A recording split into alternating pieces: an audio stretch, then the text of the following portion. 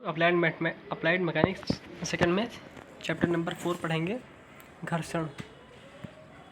घर्षण क्या होता है?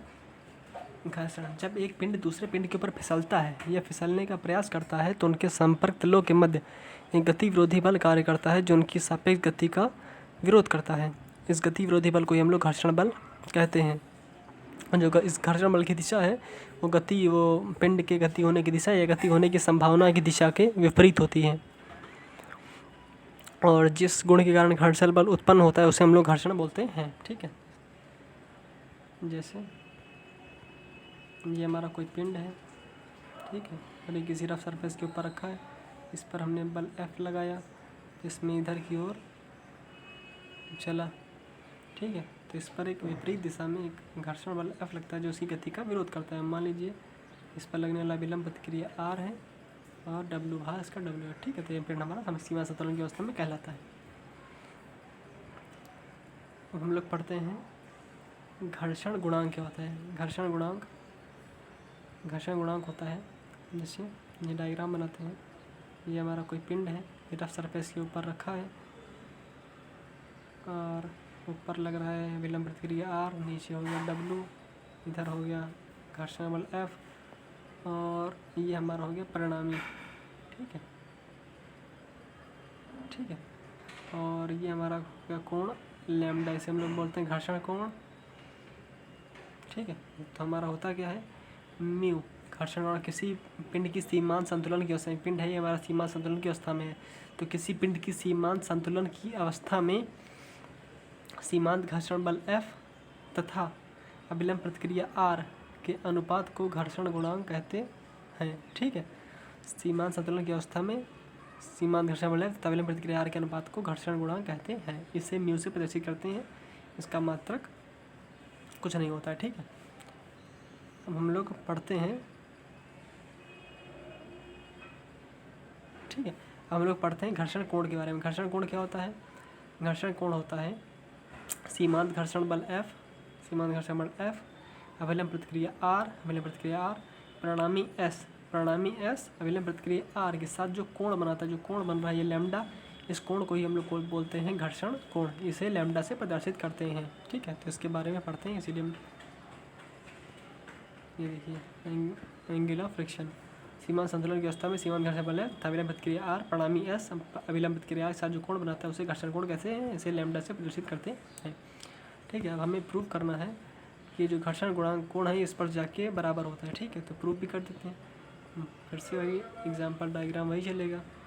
ये मान लीजिए इधर हमारा घर्षण बल F है, ऊपर हमारा प्रतिक्रिया बल R लग रहा है, ठीक है, नीचे W है और इनका परिणामी यहाँ पर S है और ये लैम्डा है।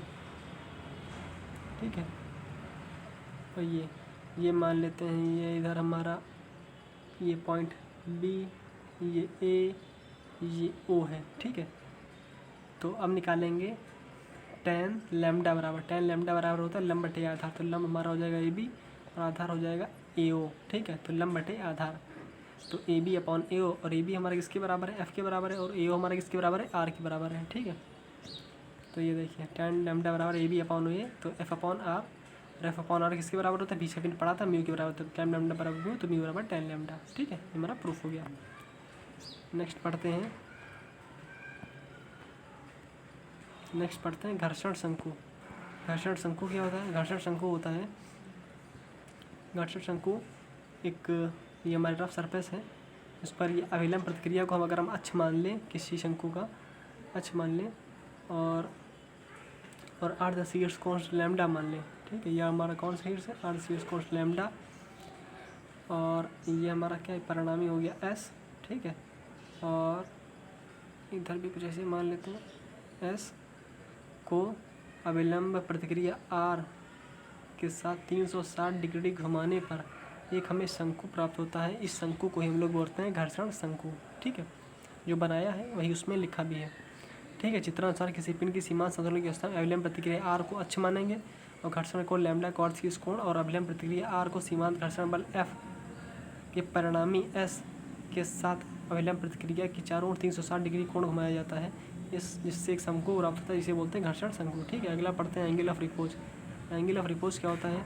मान लीजिए ये हमारा कोई इंक्लाइन प्लेन है, ये हमारा कोई इंक्लाइन प्लेन है, इस पर कोई बॉडी रखा है, ठीक है, इस पर बॉडी रखा है, इस पर 2 वेट काम करेंगे, एक तो यहाँ कार्य करेगा W और एक यहाँ पे कार्य करेगा, तो चूँकि ये थीटा तो ये भी थीटा, तो ये हमारा हो जाएगा W cos थीटा, ठीक है, और इसके परपेंडिकुलर यहाँ पर W sin थीटा, ठीक है, और यहाँ पर एक घर्षण बल F लगेगा जो इसकी गति को संभालेगा, और ये अभिलंब प्रतिक्रिया R यहाँ पर, ठीक है। तो जो R है ये R बराबर हो जाएगा W cos थीटा के, क्योंकि ये इसको बैलेंस करेगा, और F बराबर W sin थीटा, ठीक है। तो एंगल ऑफ रिपोज होता क्या है, किसी इंक्लाइन प्लेन का क्षैतिज से मतलब हॉरिजॉन्टल से वह अधिकतम झुकाव जिस पर रखा पिंड सीमांत संतुलन की अवस्था में होता है एंगल ऑफ रिपोज कहलाता है, ठीक है। और वही देखिए जो F था वो W sin थीटा को बैलेंस कर रहा था, R था वो W cos थीटा को बैलेंस कर रहा था। समीकरण 2 से समीकरण 1 को भाग दे देंगे तो F/R बराबर tan थीटा आ जाएगा, और F/R किसके बराबर होता है, म्यू के, तो म्यू बराबर tan थीटा, तो म्यू बराबर tan थीटा, और म्यू बराबर क्या होता है, म्यू बराबर होता है tan लैम्डा, तो tan लैम्डा बराबर tan थीटा, tan कर जाएगा, लैम्डा बराबर थीटा आ जाएगा, ठीक है। ये तरीका दूसरा तरीका हमने बताया। प्रूफ करने का एक और तरीका भी होता है।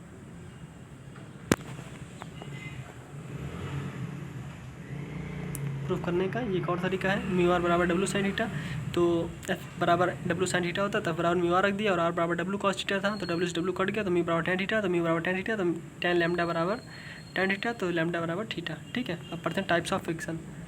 फ्रिक्शन हमारे 3 टाइप्स के होते हैं। फ्रिक्शन में 3, static friction, limiting friction, dynamic friction, और स्लाइडिंग फ्रिक्शन और रोलिंग फ्रिक्शन। स्टैटिक फ्रिक्शन क्या होता है, सीमांत संतुलन की अवस्था में किसी पिंड पर लगाया गया बाह्य बल, जब सीमांत संतुलन की अवस्था में जब कोई पिंड बाह्य बल के प्रभाव में किसी रफ सरफेस के ऊपर विरामावस्था में ही रहता है, मतलब जब किसी पिंड हमारा के ऊपर बल लगाए तभी वो विरामावस्था में ही है, आगे ना बढ़े, उसमें कोई मोशन ना हो, तो उस समय जो घर्षण होता है उसे हम लोग बोलते हैं स्टैटिक फ्रिक्शन। और यह जो घर्षण होता है ये सेल्फ एडजस्टिंग होता है, ठीक है। अब पढ़ते हैं लिमिटिंग फ्रिक्शन। लिमिटिंग फ्रिक्शन क्या होता है, जब कोई पिंड बाह्य बल के प्रभाव में रफ सरफेस के ऊपर जस्ट फिसलने वाला ही होता है, मतलब अगर थोड़ा सा भी बल बढ़ा देंगे तो फिसलने लगेगा, तो उससे संबंधित घर्षण को हम लोग बोलते हैं सीमांत घर्षण। इसका मान स्थैतिक घर्षण बल के अधिकतम मान के बराबर होता है। अब हम लोग पढ़ते हैं डायनामिक फ्रिक्शन। डायनामिक फ्रिक्शन क्या होता है, जब कोई पिंड बाह्य बल के प्रभाव में रफ सरफेस के ऊपर गति की अवस्था में होता है तो उससे संबंधित घर्षण को गति घर्षण कहते हैं, ठीक है। स्लाइडिंग फ्रिक्शन क्या होता है, जब कोई पिंड किसी रफ सरफेस के ऊपर फिसलता है तो उससे संबंधित घर्षण को स्लाइडिंग फ्रिक्शन कहते हैं। रोलिंग फ्रिक्शन क्या होता है, जब कोई पिंड किसी रफ सरफेस के ऊपर लुढ़कता है तो उससे संबंधित घर्षण को रोलिंग फ्रिक्शन कहते हैं। अब हम लोग पढ़ेंगे घर्षण के नियम, ठीक है। घर्षण के कुछ नियम है। सबसे पहला नियम है, 2 पिंड संपर्क तलों के मध्य F जो R में R के समानुपाती F प्रोपोर्शनल टू R होता है, ठीक है। जो घर्षण बल है की दिशा हमेशा गति होने की संभावना दिशा की विपरीत होती है, ठीक है। और क्या है, घर्षण बल सतहों के संपर्क क्षेत्रफल पर निर्भर नहीं करता है, ठीक है। घर्षण बल तो किस पर निर्भर करता है, वह सरफेस की प्रकृति पर निर्भर करता है, ठीक है। गति घर्षण बल का मान स्थैतिक घर्षण बल के मान से कम होता है, ठीक है। और गति बढ़ने पर घर्षण बल का मान घटता है, और घर्षण बल का मान किस पर निर्भर करता है, पदार्थ की प्रकृति पर निर्भर करता है, ठीक है। तो ये हमारा चैप्टर आज समाप्त हो गया। कल से हम लोग न्यू चैप्टर पढ़ेंगे, ठीक है।